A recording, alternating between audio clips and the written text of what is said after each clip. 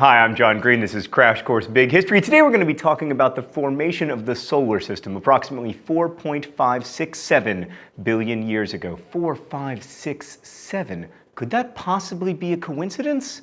Yes. So if you weren't asleep during like every minute of grade school, you're probably familiar with the basic layout of the solar system and the 8, formerly 9 planets. What you may not know is how the planets fit between the stars and life as the linchpin of rising complexity. Mr. Green, what about Pluto? Oh, me from the past. I know people like to root for the underdog, particularly when the underdog shares a name with Mickey Mouse's dog. Off topic, but how come Mickey Mouse has a dog who is a dog and also a friend, Goofy, who is a dog? But just remember that Pluto also shares a name with the Roman god of the underworld, who was very unlikable. But regardless, the word planet is a man-made classification for a natural phenomenon. We use it because it makes it easier to do science. Pluto hasn't cleared the rocks within its neighborhood orbit like planets usually do, and there's even a dwarf planet on the edge of our solar system, Eris, that's bigger than Pluto. And there are hundreds of others that are comparable to Pluto. The nature of the universe has not changed. It's just that we learned that Pluto was not acting like a planet, so can we please just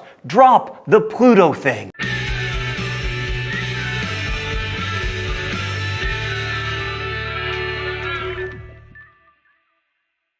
So we're now moving from the scale of galaxies, which involve millions of light years, to a neighborhood that's only a few light hours from the Sun to Neptune, the farthest planet, or at most a light year or two to the distant Oort cloud of billions of comets held by the gravity of our Sun. So last episode we talked about how the stars are like our great many times over grandparents. Well, our Sun actually had stars as its parents too. It's most likely a second generation star, which means that the Sun was formed from the wreckage of previous dead stars, and that it contains elements other than just hydrogen and helium, heavier elements that are forged in the bellies of stars, and some of which are like flung out by supernovae. When our star formed, its immense gravitational pull sucked in 99.99% of all the matter in the solar system, so in this case, we are all the 0.01%. But essentially, the rest of the solar system is made up of the debris, like the crumbs, the dregs in the bottom of your coffee cup. Our Sun formed over the course of about 100,000 years in what's called a solar nebula, which is like a fiery cradle of wisps of dust and gas. Then the solar nebula began to compress into a star, probably triggered by a nearby supernova that also, usefully, peppered the solar system with even more heavy elements. And then as the Sun slurped up like almost all the matter in the solar system, pressure made the core of the Sun heat up and it came to life. The usual fusion of hydrogen and helium began to happen and continues to happen, which is nice because otherwise the Earth would be extremely cold and also very dead. So how do we know all of this is true? Well, let's talk to Emily from the Brain Scoop. Well, a good piece of evidence is the construction site rubble from that time. Meteorites form a sort of fossil record. Meteorites fall to Earth, and some of them are primitive clumps of nebular dust. Careful investigation reveals them to be around 4.568 billion years old. The point is, there can only be 2 environments where iron-60 came from. One is inside a very old giant red star, and the other is within a supernova. Elderly red giants move away from star-forming regions in the galaxy. Chances are the Sun wasn't formed near one of those, so it's much more likely that our Sun's formation was triggered by a supernova blast. So in the early days, the heat from the Sun blasted lots of gassy materials away from the inner regions of the solar system, encompassing Mercury, Venus, Earth, and Mars.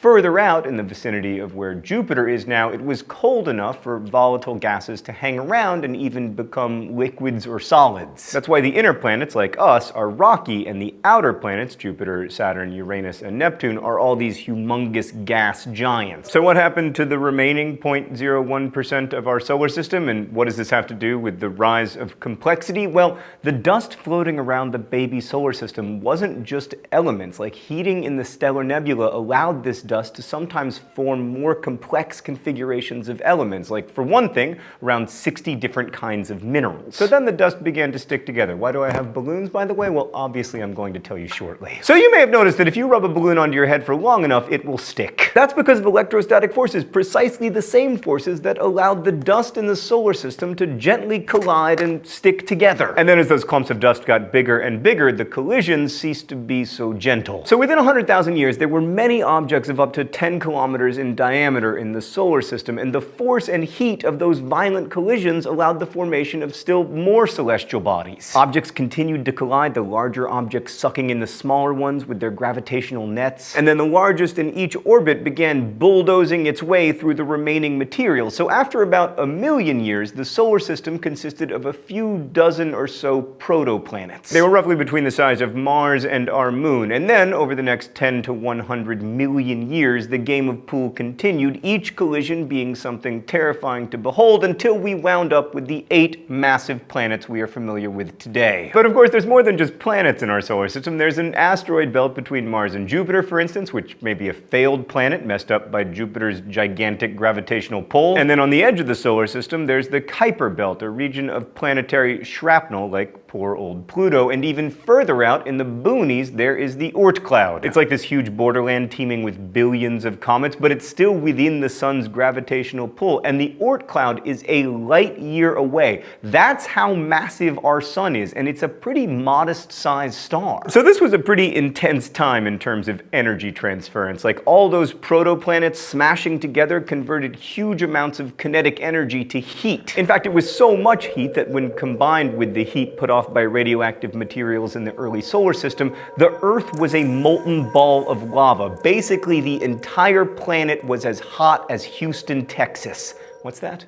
Apparently, it was much hotter than Houston, Texas. Anyway, the Earth underwent a process of differentiation, whereby heavy elements sank to the center and many lighter elements floated to the surface. A lot of the metallic elements, like iron and nickel, sank through the hot sludge to the core, where they still are, and the lighter silicates floated upward, forming the Earth's mantle, a region about 3,000 kilometers thick. The even lighter silicates floated to the surface, where they eventually cooled into the Earth's crust, about 35 kilometers thick in some places, and at the bottom of the deepest oceans, about as thin as 7 kilometers. You can think of the crust as like the thin layer of skin that forms on a bowl of hot clam chowder, and you wouldn't be far from the truth.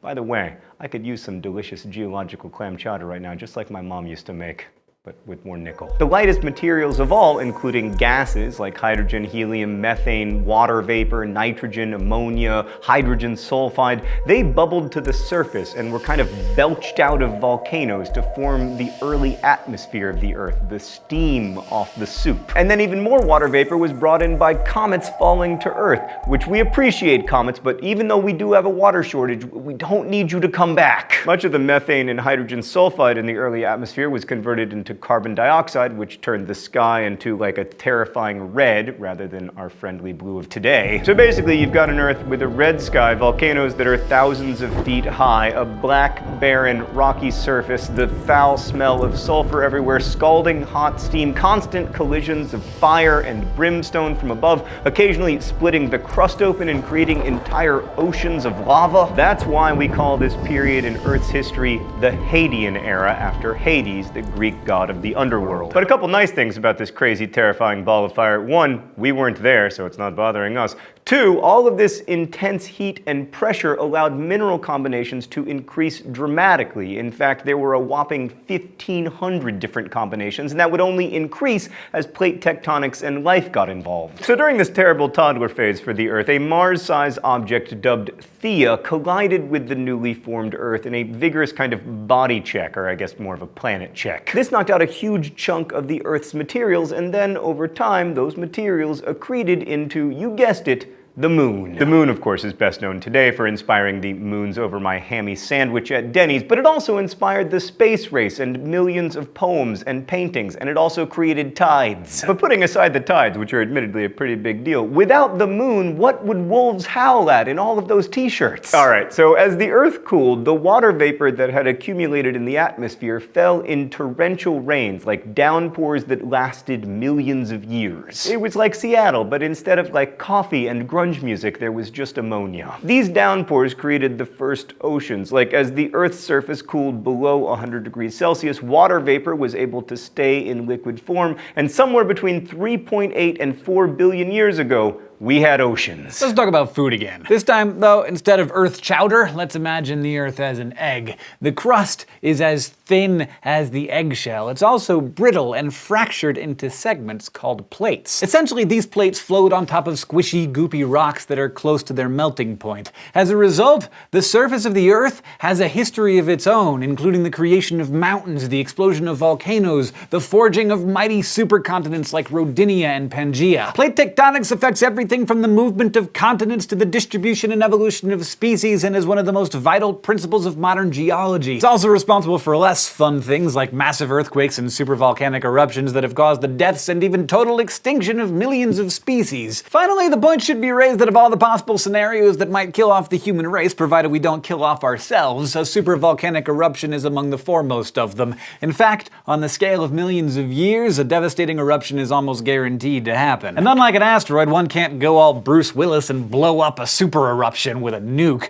If we're still around, it'll be interesting to see how we cope. Throughout the birth of the sun and the origins of the Earth, there was the chance formation of Goldilocks conditions for life. Like with the porridge and beds that a fairy tale sociopathic blonde pilfered from a baby bear in a break-and-enter job, the conditions for life on Earth were just right. This includes the placement of the planet relative to the sun. The right chemicals were present on Earth to produce the first building blocks for life. More on that next time. Even plate tectonics were hugely important. First, they suck biotic waste, dead things, excrement, underground instead of remaining on the surface. If not for plate tectonics, we'd be more or less swimming in our own you-know-what.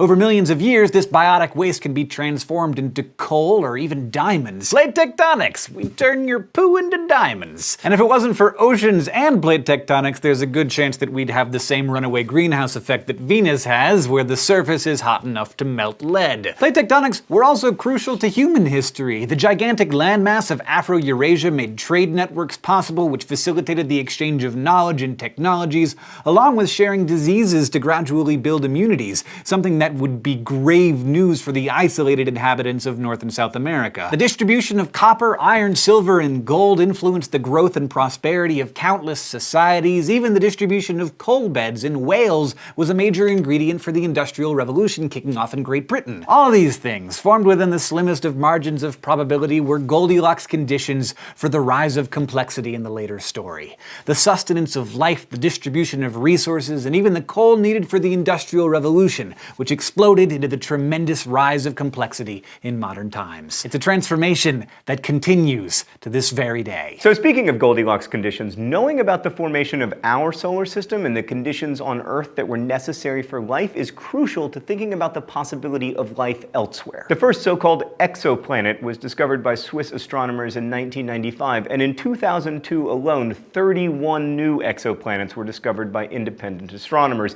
NASA has taken this several steps further. In 2009, they launched the Kepler probe to look at about 150,000 solar systems in the nearby galaxy. As of now, they've found hundreds and hundreds of confirmed planets with thousands more potential candidates. And estimates are that in the entire Milky Way galaxy, there could be as many as 40 billion Earth-sized planets orbiting their stars in the Goldilocks zones for life. And that's just in our galaxy. There are hundreds of billions of galaxies in the universe. Now, I'm not going to tell you that creating life is as easy as shooting fish in a barrel, but if you put 100 trillion bullets in that barrel, you are bound to hit a fish. But given the vast amount of space between solar systems and the fraction of time in which life, to speak nothing of the sliver of time so-called intelligent life, has existed on our planet, we may never encounter other life forms. But I find it tremendously exciting as well as kind of comforting knowing that there may well be other forms of life out there, even if we never run into them, from microbes to multi-celled organisms like, you know, us. Maybe they're as astonished by their existence as we are by ours, and thinking about that, one begins to feel a little bit better about our tiny role in the cosmic play. We may never meet, but we're comrades in the strange phenomenon of rising complexity in the universe.